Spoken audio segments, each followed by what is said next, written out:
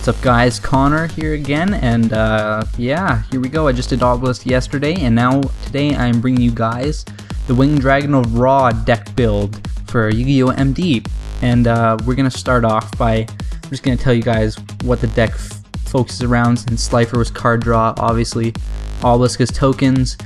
This Ra deck, you're going to be focusing on life point gain, so that you can make Ra even stronger than he would normally be when he comes out.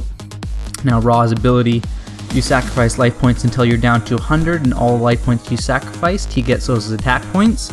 So the way this deck is really going to work is, comparatively to the other Egyptian God card decks, you kind of want to get them out early, and then they're going to be hard to get rid of on the field, and you can kind of out-sustain your opponent, whittle them down.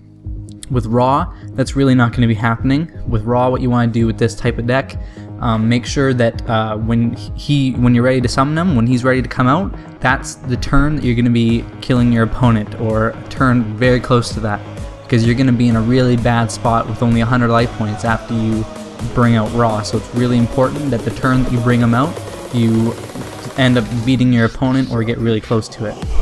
Now, same as always with these Egyptian God card decks, you want to stuff them full of monsters and stuff that can't be destroyed by battle, stuff that's really hard to get rid of on the field. Marshmallow is especially good in this deck because it makes it so that when you do bring Ra out, your opponent's got 1,000 life points lower, or however many marshmallows you've gotten him to attack.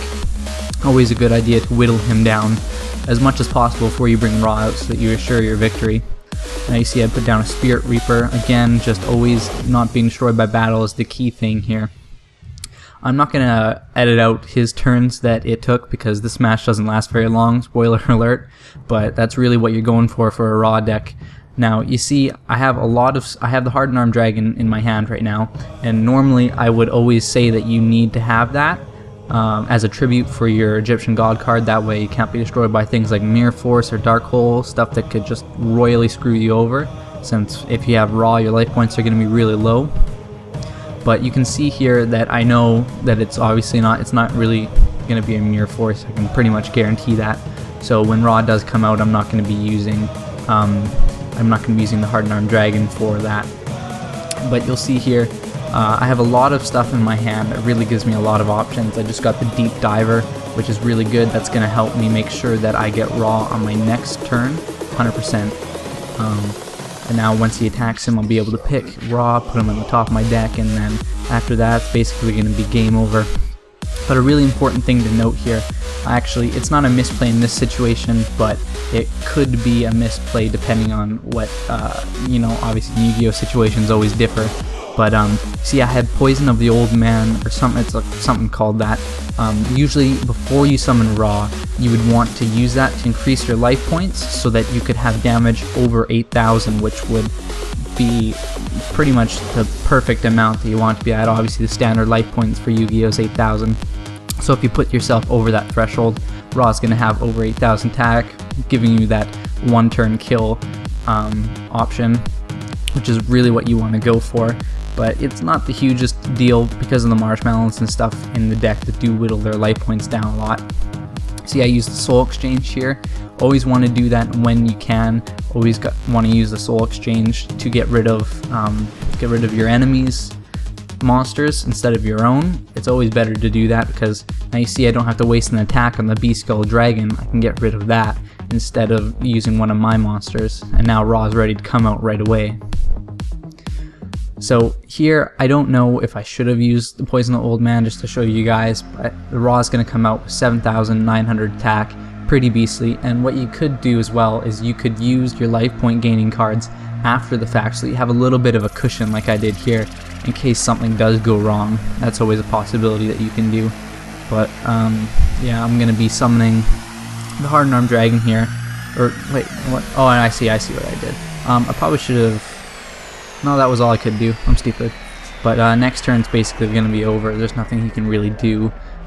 This is a little bit risky here. I could have used Swords of Revealing Light to see what that was beforehand, but I'm counting on it not having over 1,500 attack. If it did have something like 2,000 defense, I would have been screwed, and that would have been embarrassing. But generally, this is what you want to do. You see, I finished off the opponent one turn after Ra came out, and that's really what you got to do. You got to get your opponent down when Ra comes out.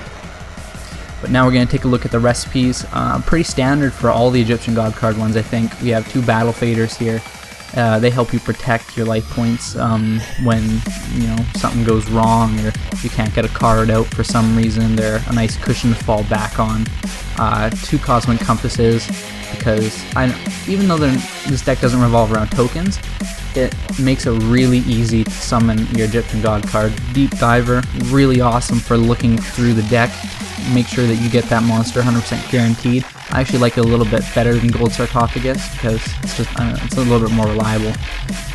Giant Rat, I have 3 of them because they synchronize well with the Hardened Arm Dragon, because you can summon the Hardened Arm Dragon and then next turn there you go, you have it all ready to go and you can tribute for that Hardened Raw, which is really important to get.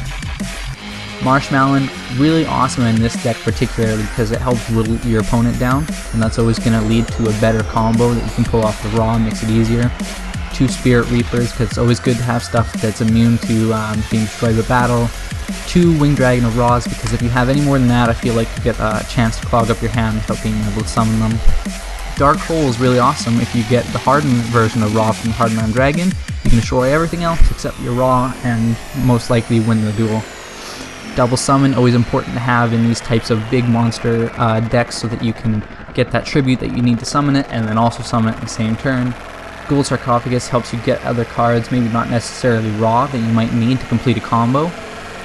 Poison the Old Man, really good, obviously for life point gain. You're going to be wanting to use the life point gain over the burn damage that it offers most of the time.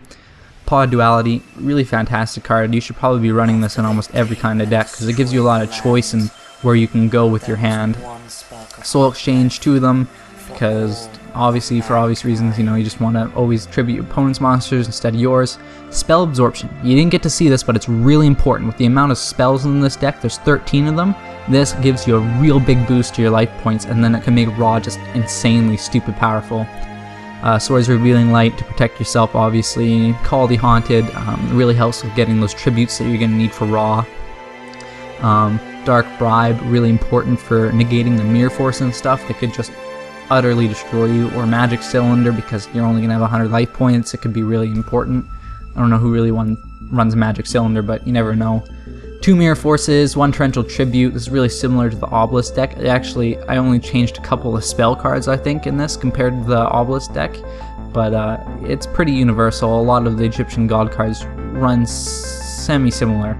But that's going to be it for this deck, guys. I hope you liked it, and if you did, make sure to leave a like and tell me what deck you guys want to see in the comments. So I'll see you next time.